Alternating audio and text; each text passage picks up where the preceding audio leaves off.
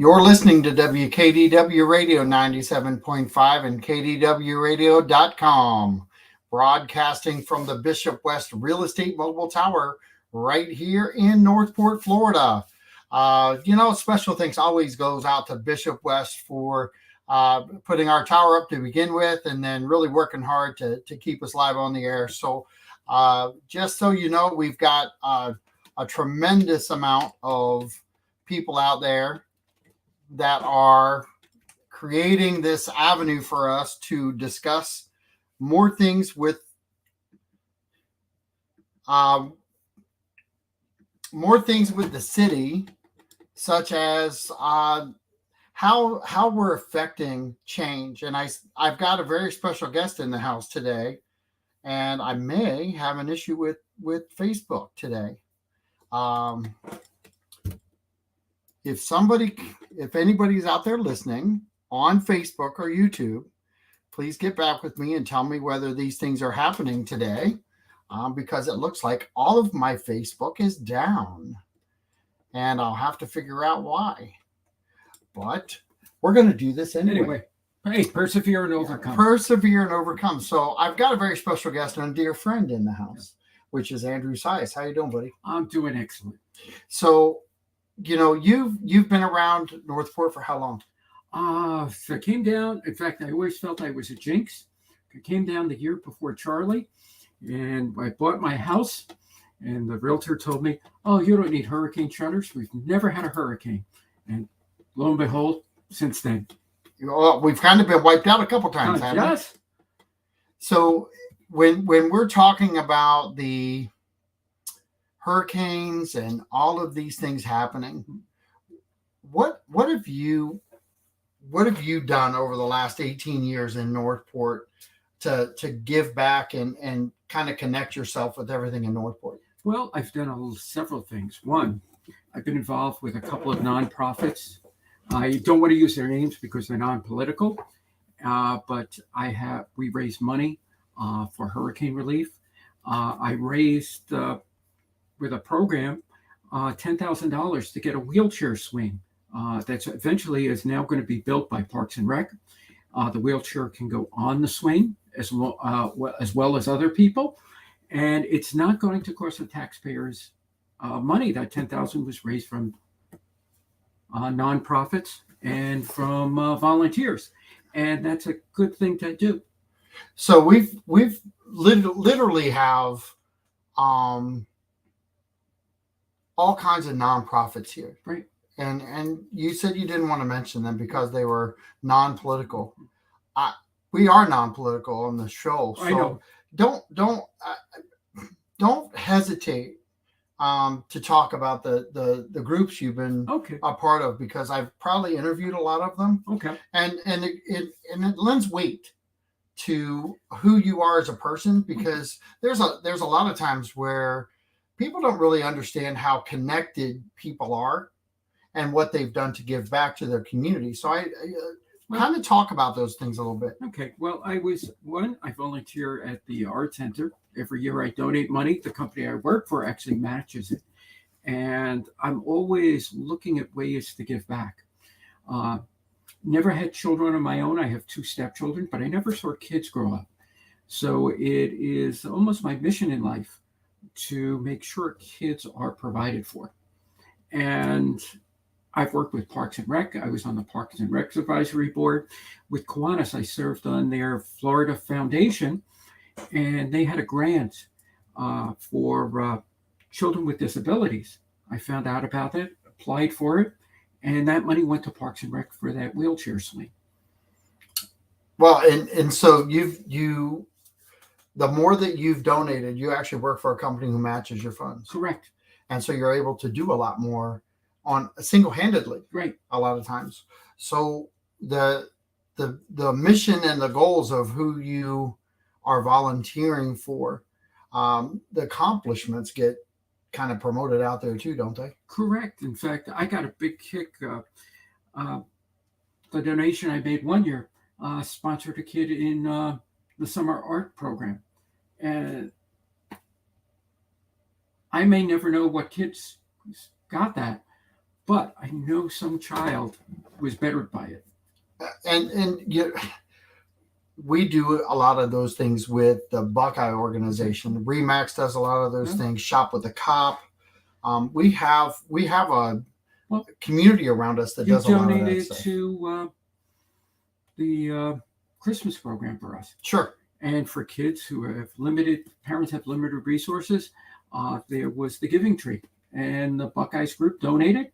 In fact, when I was president of the club, I gave you that plaque.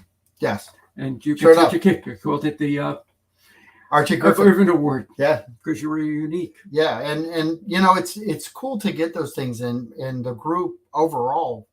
No different than any other organization out there. We do a lot of give back and not a lot of pat back. No. How about that? Well, I'm going to quote two different politicians. So to be fair, one Democrat, one Republican, and they've always been true to my heart. I'm going to paraphrase JFK. Ask not what Northport can do for you, but what you can do for Northport. And Ronald Reagan had a line I loved. Isn't it amazing how much gets done when nobody fights for credit? And those two things guide my life. And you contacted me, and I'm going to ask you the question because there's a reason you're sitting in the chair today. Yes, I actually pulled papers. This would not be for this November, but in 2024, I pulled papers to run for city commissioner.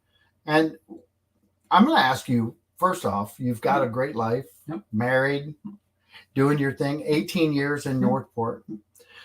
Why would you put yourself out there like that? I think it's whenever I see something that's not working 100%, I have to participate, either directly, indirectly, to get things done. We're at a crossroad in Northport. We're the second fastest growing city in the United States. Too often we've kicked the can down the road on projects, and we weren't growing that fast. Now we're at a point where we have to get these things done. Otherwise, they won't get done. Price Boulevard is finally getting widened. It should have been widened years ago, and it would have cost us half as much. Cost goes up. One topic people are not talking about, the Myakkahatchee River. That is our water source. Water is going to be gold for cities and people in Florida. It's a limited resource. Sure. We have to preserve that. And there is property the city's slowly buying along the Myakkahatchee River, and that will preserve it. And that's like I said, our life's blood. But there are organizations that are buying property in Northport. City should reach out and partner with them to get it done a little bit quicker. Because one thing about property in Northport, it's not going to get cheaper.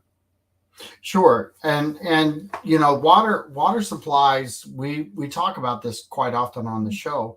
We're tapping in for the majority of our houses into the aquifer. Yeah.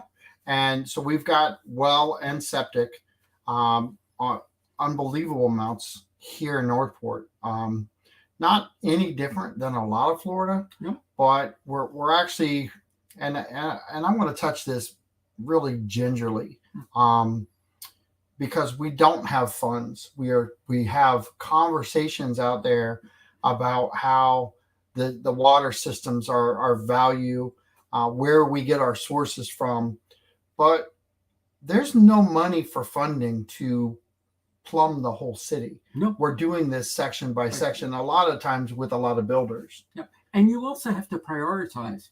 For example, they're building the sewage and water down Sumter. They finally announced that they'll build a hospital there. There's no sewer there until it gets built. And that is something, maybe if it was built earlier, the hospital will come a little quicker. Yep. Maybe not. But it is now necessary to make sure that follows through. And you can prioritize areas.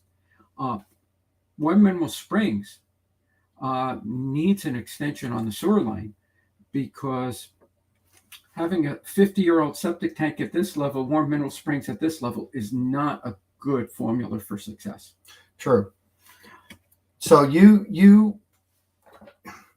the water sources that you're talking about are really, I think, maintaining what we have in a much better fashion, working with other counties upstream to keep water flow going. Correct.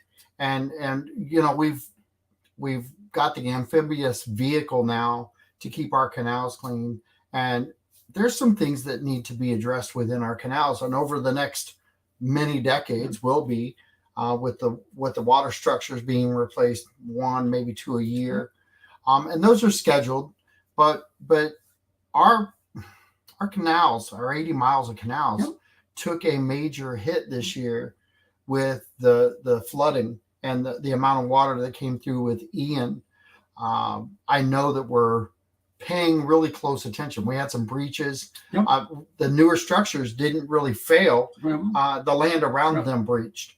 And now we've shored those up a little differently too. The one especially behind Winn-Dixie. 100%. And that really was the most obvious one, because and the swirling effect that was there. But I've got some really cool video of some of the things that happened because I was out filming with the radio station, and we had drone shots. We had the section of Price Boulevard that was really the suction sound that was coming from the drains it was unbelievable.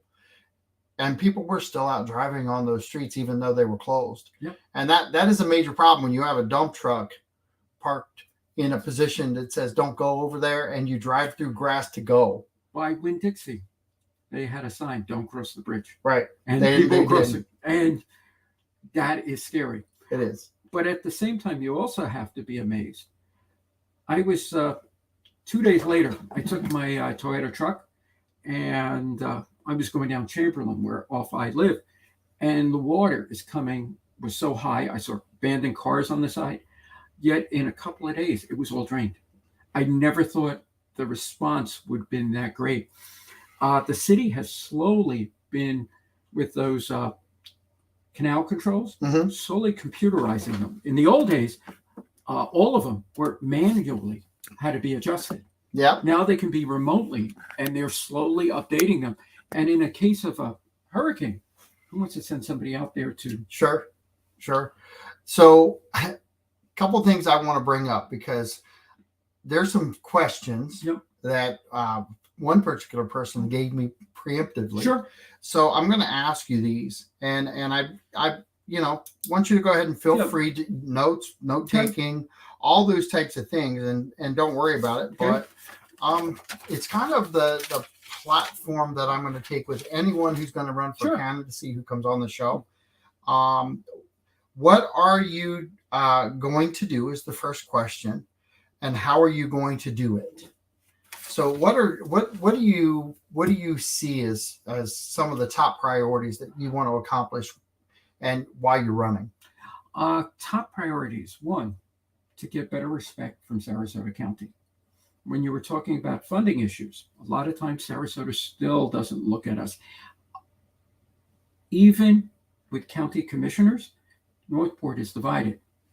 The estates are in one commissioner, the rest is. And we really we're the largest city in Sarasota County. We should show respect to Sarasota County, and we demand respect back. A lot of our projects should be jointly done. Now, I know in the past we've had differences, but we have to reach out and work together. One of the things I commend was Barbara Langdon reaching out to the school board to expand the Votex College. STC, because with the hospital coming in there, they have to expand their nursing program. It's one of the major issues. And I'm going to go to economic development. It's an issue that a lot of people, it's a lightning rod right or left. But if we don't increase our business tax base, our viability as a city is in jeopardy. Second of all, right now we're having spiking commercial property and spiking residential. They're uniquely tied together. We have a hospital being built. If we can get better jobs with the hospital, better jobs by when doctors move here, attract other businesses here. The solution always to people saying affordable housing, the solution to affordable housing is affordable jobs in Northport. You cannot afford a house in Northport if you work in retail. The prices have gone through the roof. You may not be able to afford a house in Northport if you're a police officer with a family. We have to address this now. And again, it's kicking the can down the road. If we don't do it now, the rate we're going, we were an infant city. And I say infancy because we hadn't been built up yet. And when cities first get built up, and this is an unusual statement, but the first businesses that come to cities in their infancy, when they start growing, are car washers, gas stations, retail. After that comes the other businesses. That's what we have to generate now. We're at 80,000. We're geared to 240. We have to get that in now, because if we don't, the time is now ticking. Well, I've been having these conversations. We're at 8%. Yeah. On the commercial side, and that's way too low. We need to be at least at 18, and even higher if possible. And anybody who's driving around in other cities, they're already seeing that these other cities that are fundamentally sound at this point already have a commercial base that is much greater than ours. Go ahead. And that's something people need to realize. A home is actually either the taxes that are raised are either revenue neutral, because all these necessities that are needed for businesses are tax plus. So their money actually reduces the tax burden on the residential. Yeah, one of the, and I'll clean that up just for you, is that recently I had a conversation with one of the commissioners, and it was that we're collecting less than we're spending for residential side a lot of times. So having that commercial piece in play actually offsets that cost. Yes. And that's really what you were saying, right? Because you want to have the burden on the commercial, not on the resident. Correct. And the more commercial that we generate here, it's really based on the more rooftops we get, the better off we are. Yes. So would you consider yourself pro-growth? I would say yes, because if we don't grow, everything that people want to get, like, for example, I talk about the Myakkahatchee River needing to be preserved. We don't have the funds for that right now. If you increase your business tax base, commercial tax base, you will have more options that you can do. People too often look at what we need, but not how to get it. And that is something that we really need to do. So you've got all kinds of things happening with businesses and residential growth here in Northport. And really what we're looking at now is really the next question that was put forth was, what in your background will allow you to be successful? And I've known you a long time, so I get the inner workings of who you are as a person, and couple that with who else would you need to kind of build that agenda, get that idea accomplished? Two things about my background. One, I've worked in business, so I know how to evaluate, because I had to evaluate employees with balanced scorecards. But second, I always and it's a feature, I don't know why, but I get along with everybody. And I don't agree with everybody, but people, I extend them respect and get respect. I'll give you something, and Northport Commissioner is a non-party, so I'm not going to say which party, but I volunteer on election day. About 8 years ago, I started this, and I still continue it. I bought Abby's Donuts, or K&K Bakery, for the volunteers in my group. I brought them over to the opposing party, and they were shocked. One of the few areas in Sarasota County where the two parties banter back and forth but are friendly is Northport, and people are shocked. And it was just a simple thing of bringing donuts over and saying, why are you bringing donuts? We're the opposition. And I said, you're my opposition, but you're out here working, and I respect that. And there are some areas we'll agree on. And that is the key. Too often in politics or in business, people, it's my way or the highway, or if you vote on me on one issue against me, I'm against you forever. No, the person who votes against what I want or what I represent 2 months later could be voting with me on another issue. Sure. You never burn your bridges. You work together. And sometimes there is a compromise. Hey, you never get 100% of what you want. 100%. I agree with that. Or what was the Rolling Stones? You can't always get what you want, but Baby. sometimes you get what you need. That's right. That's true. And that, I have been talking about this word, and I, on a personal note, Yep. I kind of want to change it, because I listened to an author Yep. who said solutions are actually a bad idea for anybody who's trying to represent the groups. Yep. And I always have been solution driven. Give me a solution, I'll fix it. Yeah. Well, a lot of times when you're driving through a solution, you're eliminating 50%.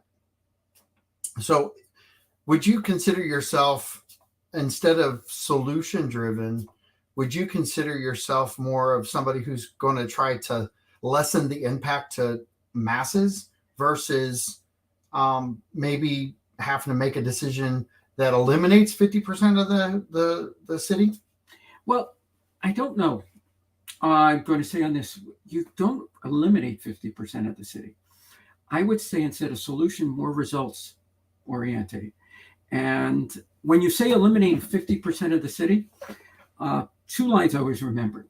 When you first announce for running for office, it's your most highest popularity. From then, people are going to get angry at you. Well, Harry Truman had the line, if you can't stand the heat, get out of the kitchen. True. Sometimes you have to make hard decisions. Second of all, there was a mayor in New York, Ed Koch. And there was a group that actually, when I grew up in New York, they were building an incinerator in my neighborhood. They had a rally against him.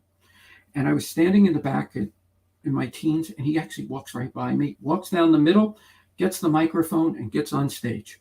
They booed him. And he went the reasons why he had to do it. Mm-hmm. And that we were one of the few sites that had water access for barges for garbage. And he explained why. And then, after explaining the rationale that it was for the good of the city, sometimes the needs of the many have to outweigh the needs of the few. And you have to make that decision. Sure. But he had a great line at the end. He said to the public in the audience, Mm-hmm. if you agree with me 80% of the time, please vote for me. If you agree with me 100% of the time, get a psychiatrist. True. Very true. My wife doesn't agree with me 100% of the time. So I'm not going there. No. Having dinner with her tonight and a whole group, so I don't want to make anybody mad before dinner. So I got another question. Sure. So who else will you need to accomplish it, and what will it cost? So, what's your target? And I'll put something of value behind it. What is one of the big hot topics out here today that you have a vision of, and how would you even take Warm Meadow Springs, for example, Mm-hmm.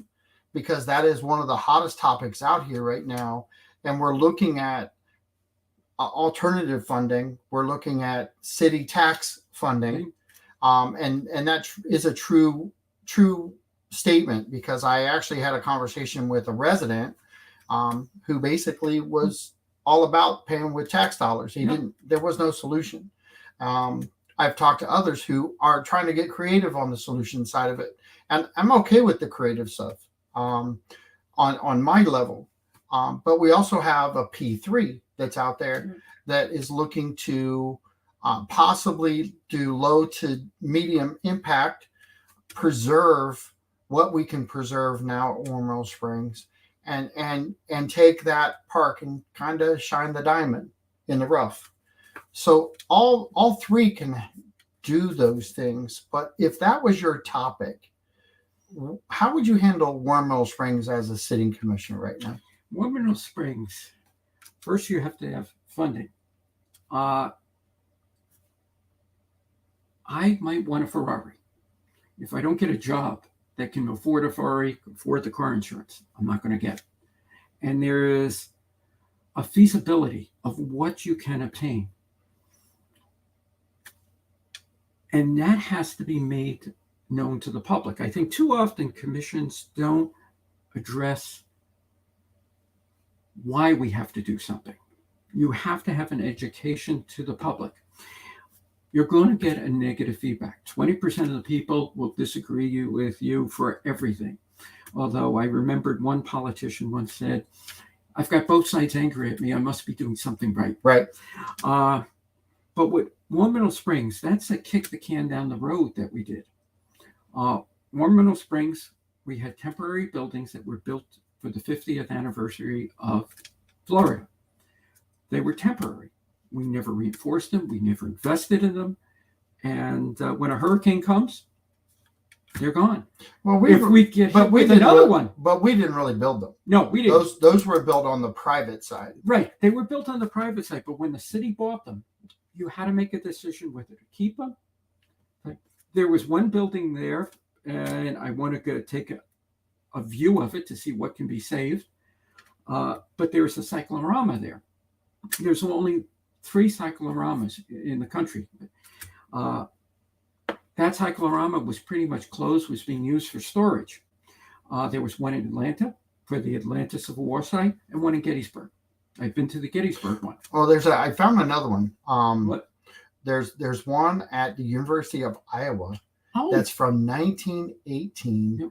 And they're actually looking for funding to rehab just the paintings because this is a cyclorama that's actually intact, which is really cool. Yep. I mean, when you start like putting in data to try to come up with a who did it kind of game plan, how did you do it? The easiest way to, I think, a lot of times is to see what other cities have come up with or universities even to get projects done like this. Even look at local resources. Mm-hmm. We have the Ringling Museum of Art.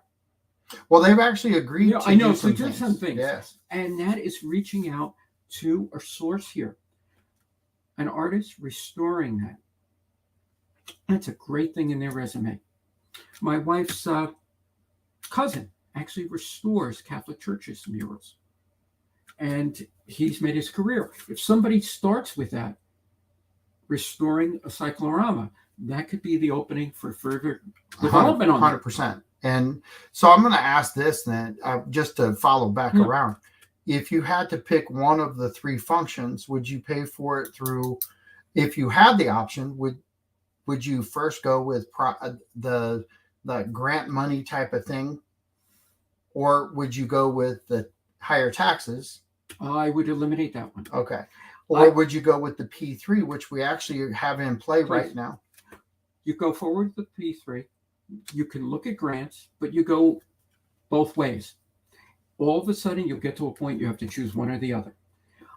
Second of all, this is such a lightning rod issue that whatever decision you come up with, it has to be educated to the public. Otherwise, sometimes you hear only one side or the other. You have to know the benefits and the warts on each side and let the public understand it. And then you make a rational decision. Warm Middle Springs was privately owned at one point. Right now, we're just letting it run. We really haven't invested. We lost when we had the Evergreen restaurant in there. Mm-hmm. Well, if we don't do something now, it's just going to go away. As it stands right now, and this is just from the insight I got from City Hall, is that every building there, other than the cyclorama, is probably gone. Yeah, realistically. Do I want it to be? No, I don't think anybody truly wants it to be. No one I've talked to is jumping up and down for joy that they're all going to be gone because that gave it its uniqueness. Yes. And opportunities, I think, truthfully, weren't just missed by city. These buildings were not in good shape when the city took them on. like I said, they were temporary, Yeah, and even the past owners never really invested going towards the end because 100%. they were going under. So, I would say you can actually. People think a P3 is going to be uncontrollable. The city controls it. You can actually ask them to come. There's, and this is just now off the top of my head. There was a Sarasota School of Architecture. That was part of it.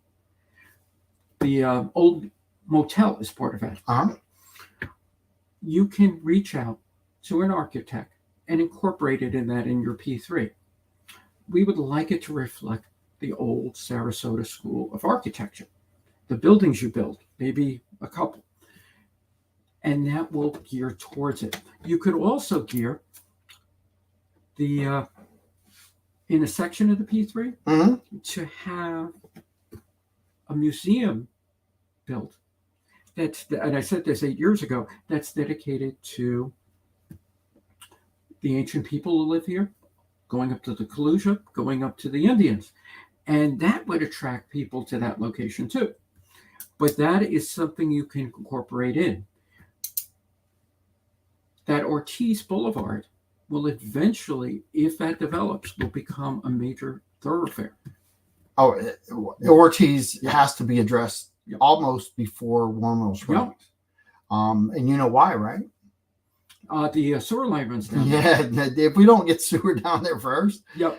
We currently are not even using the septic system because the septic system is so bad. And that I talked about this with Mayor Langdon. And I say this: would you buy a house with a 50-year-old septic system? Well, and that's kind of the whole point to this conversation, even around that area, is that I've run into the dialogue with people that don't touch my septic. Well, you haven't touched it since 1969, some of them, I bet. But we haven't done a survey on when the last time those septic tanks were cleaned out and what damage that's actually doing, not just to Warmill Springs itself, because collectively, I know, and it's going to make people upset, but it has to be said. There's no one that wants the springs to be damaged. No. And yet, when you talk to people about their septic tank, they don't want you to talk about it because they don't have to spend money on their septic tank to pump it out or have it recertified to make sure it's good, because that might cost them $10,000. Right. And it's slowly, septic tanks are eventually going to become more and more expensive. They used to when you pumped your septic tank, to let it be spread over agricultural ground. They don't allow that anymore. They have to now recycle it at certain centers. As cost goes up, everything's changing. We as far as doing things in the real estate business, the costs are all going up, and everybody screams about affordable housing. But you go to a Warmill Springs and you look at the Warmill Springs in the condition that it is today, it is not representative of a piece of property that would increase property value. And I think we have to play this really soft approach to this whole thing. And I'll ask again, if you had funding for a P3 right now, and the P3 was there, are you picking the P3 right now because there is no other option presented? Taxpayers right now, they can't afford. We don't have the money unless there's a major tax increase, and that is something I would not approve of. Right, and we're already talking now with City Hall, and City Hall's getting the word out. That our budget is pretty good. I mean, we're right now we're sitting at a lot less on our current situation. We are literally under $4 for our millage rate. Okay. So we're at like 3.76, I want to say, but don't quote me on that. And I know they're putting more funds in the emergency fund now. Sure they are.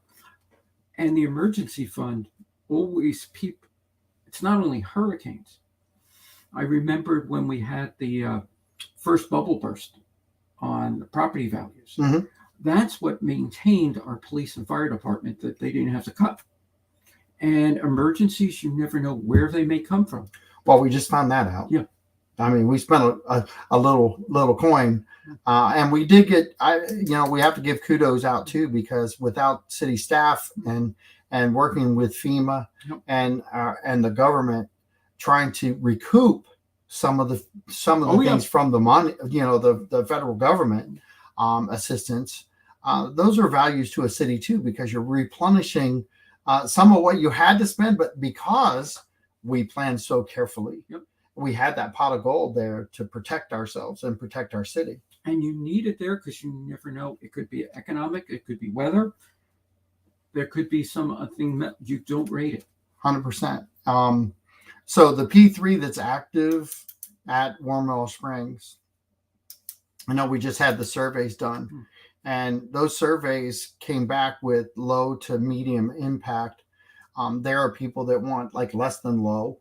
And they're out there, and I actually understand them. I truly do. Get what they're talking about.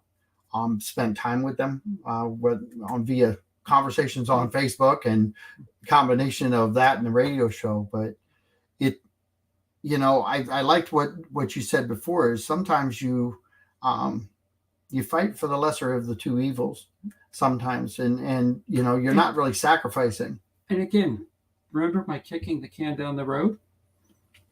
Everybody focuses on Warm Meadow Springs. We should also start focusing on Little Salt Springs.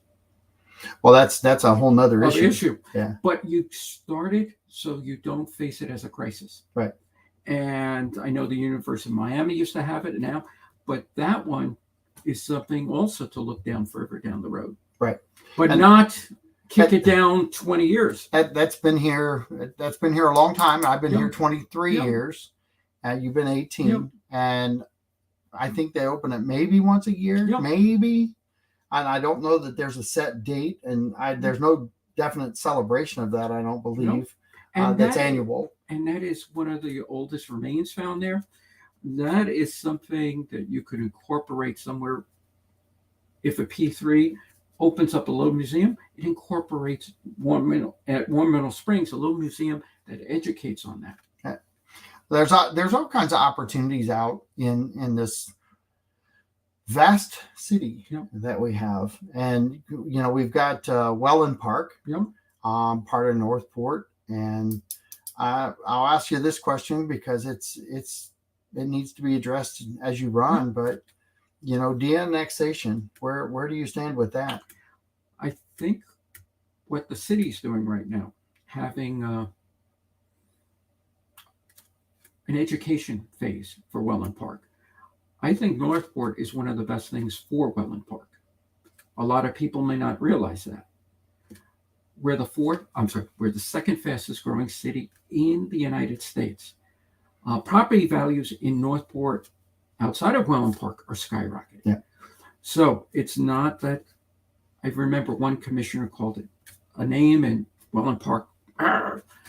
However, they are a vital member of our community. And again, I said, respect goes both. We have to earn their respect and they have to respect us. Sure. However, they have to realize the advantage of belonging to Northport. And the services that you get. We have one of the best fire departments, best police department. We do. And if you're a retiree in Welland Park, seconds make a difference if you're having a heart attack. We're there. Also, Welland Park, what happens hypothetically if they de-annex? What has been done to prepare that? I haven't seen any preparation by any parties. Welland Park, Sarasota County is going along like it's not happening. So if you want to get the best services, it's probably through Northport, and we have to educate them on that. And I was a little, should have been a little clearer on that. No. You're good. Sometimes the conversation is Yeah. important because Northport Forward Yep. is doing a great job connecting citizens with government, and it's a neutral, very neutral party, very organized, very focused on content neutral presentations. And without a group like that, I I dare say that we've had already too many years without that group Yep. having a hold. Now they're getting stronger. So I would advise anybody, and I know that you'll stand behind this. Please check out Northport Forward. They are a major impact on any topic that you want researched and studied, and they're going to take that neutral approach. So I'm going to ask you this on the social media side, and even presentations at City Hall. I've mentioned that people need to tone down their rhetoric, and so some decorum. We've talked about decorum on the show. We've talked about presentation to staff. There has to be. We have to get back, I think, to one simple word, and it's respect. Yep. And I want to kind of get your opinion on what people should, how they should carry themselves. Not that you're always going to agree with each other, but the carrying of the person when you're doing a presentation to City Hall. The key to that is not to get angry. I can disagree with you. I can understand your points A, B, and C, but I can disagree with them. You can see my points D, E, F. We can disagree and agree to disagree. Mark Twain had a line, and I'm going to expand it. He said, "There's nothing common about common sense." And lately, common courtesy is not becoming common.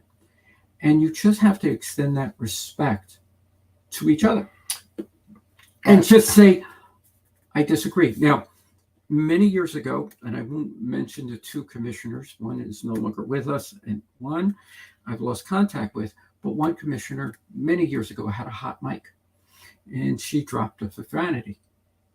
The other commissioner had her escorted off the dais because you're not allowed to use it. Was it intentional? No. But you have to maintain a certain respect.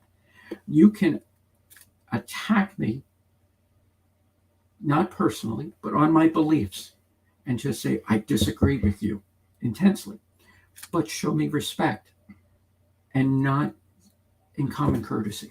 See, and I agree with that across the board. I think that one of the things that I think we're lacking is the detail of why citizens should speak up. And I don't think anybody should go without a voice. Do you agree with that? And the key thing is a lot of citizens don't get involved. Right. And there's a famous line, get involved in government or government gets involved with you. And they are. And yes, but everybody should go around. One of the things that if elected, I'm going to have, everybody usually does meetings with the public before they get elected. You have to continue doing that when you're elected. Sure. Reach out not only to the nonprofits, find every organization and go to it. And some days you're going to go into the lion's den. But hopefully they respect you for going to the lion's den. Because you don't go where people agree with you. You go where people also disagree. You may not change my viewpoint to yours exactly, but you may modify it. And again, the Rolling Stones, you can't always get what you want. Sometimes you get what you need. Sure. And you might have a completely different opinion. And I might not do a 360, but I might change 15 degrees and say, this one part of yours, I can adopt that into mine. And that's the art of compromise to get things done. Because otherwise, you'll have 20% people just yelling at each other. And we're at a point where we have to get certain things done now because it will be too late a couple of years from now. So I need to ask this too, because we've had past commissioners say it's not a full-time job. We've had people say, "Oh, yeah, it is a full-time job because you're constantly working." You work full-time. I will. That is a bridge I'm going to cross. But if elected, I'm probably going to have to change a little bit of career. So there's some adjustments you're going to make. Right, you have to, even though it'll be a pay cut. However, if you make a commitment to serve the citizens, you have to honor that commitment. And when you say it's a full-time job, I know I'll be shopping in Publix, and somebody's going to stop me. It goes back to the Harry Truman line. Sure. Can't stand the heat, get out of the kitchen. Well, if I'm shopping in Publix and you have a question, I will take time. Only time I won't give time is if I'm with family. And then I'll say, give me a few minutes, I'll step aside. But if I was at a birthday for my wife, that's off. But then I will say, I will give you an hour tomorrow. So you've got a lot of potential changes coming. What do you envision Northport to be in with you sitting on the dais in 2028? Where do you see transition at in Northport? One, I want to see our commercial base increase just for the tax reasons, and to get better jobs here so that people can afford the rising cost. Second, I want to see our infrastructure improve, especially our roads, even though prices widened. If there's an accident on I-75, we come to a standstill. If somebody has a heart attack, whether going to the new hospital that's going to be built in Sumter or the current emergency facility on Toledo Blade, that could delay. Very well could. And that could be somebody losing their life, whether it's a young child in a car accident or somebody having a heart attack. Seconds matter. And so we have to look for alternatives. Where we can find an alternative road, we have to look. Also to look for an alternative evacuation zone, because if in Ian, the Mayaca River raised, that bridge became threatened. They closed down I-75. If that would have, let's say another hurricane hits further inland and we have to evacuate and that floods first, we have to have a secondary way out. And all these things that you're talking about, they actually matter across the board.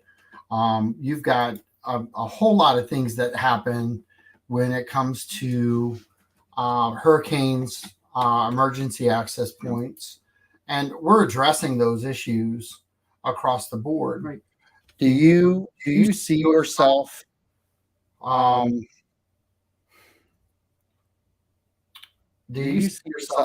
2 full terms? I'll cross that bridge when I come to it. You first have to be elected, and then second, you have to serve your first term. Right. So to say anything further, it's what, and I also have to say this: if elected, I have to earn a second term. So having that second term happening, do you or first term happening? Let's stay with the first term. I already in your second term. You know, it's interesting that you're the first. I think you're the first candidate to announce. So it's not a long list yet. You're kind of by yourself. What's your plan to get information out? One, I will start having meetings at different restaurants that people can talk to. I saw how Barbara Langdon did that, and that was very effective. Second, I'm going to go to different groups, get their feedback. There's a famous line, God gave you 2 ears and 1 mouth to listen twice as much. Second, to set an example of how I will be a commissioner. To give you something that's really, in the words of Casablanca, just a hill of beans and think of the world, but to show financial responsibility by leading by example. Currently, We send commissioners up to Tallahassee. We send them up to Washington, D.C. James Buchanan's office is in Norfolk. I can drive to his office, set up a meeting, and talk to Craig Stewart. He's in, I believe, the quarter. I can meet him. And if I do have to go to Washington or Tallahassee, I can pay my own way. It is something you want to set as an example. I know commissioners are given a fund. Maybe people don't have the finance, but I don't need anybody to pay me to go to Washington. And if Congress is in session, the odds of getting valuable time there, it's like this is an operating room. You're not going to get the whole focus. Right. And there are going to be multiple cities. Like I said, I can meet Stewart, I can meet Buchanan, I can meet Gruters, I can meet our county commissioners, and I can just drive there. And I want to do that something regularly to build up a rapport between them. And it's not costing the city money. I also want to elect it. Honor citizens who have done something. Just take them out for dinner or a city employee. And that's my line. And just take them out, say, you did such a great job at this. I'm going to throw one list out there. I've adopted my dog Luna from Rescue Garage. Out in the States, they save dogs. I find it precious that I got my dog in there. So what they do for the community, not only human beings who get the dogs and have better lives, but to save those dogs and animals, to just take them out and then give recognition. And maybe somebody donates more towards them.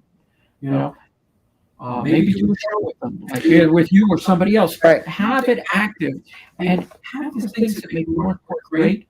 No. There are individuals that are doing great things that nobody knows about and show it all around. Do you think we're doing those things now at all? We are doing them, but nobody knows about them. How do we reconnect that communication? One. As a commissioner, you have a public pulpit. Bring them to life. It's a spotlight. Shine it on. They are doing things that are non-tax dollar based that makes the city better. Encourage that. Encourage it not only at the adult level, but at the high school to volunteer. Make sure they honor somebody who did something like at the state college or at CTI to come out and say, my God, you're doing that. A Northport Police Kiwanis program, do the right thing.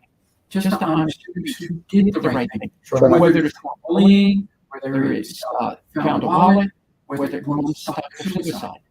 And just to encourage the right thing.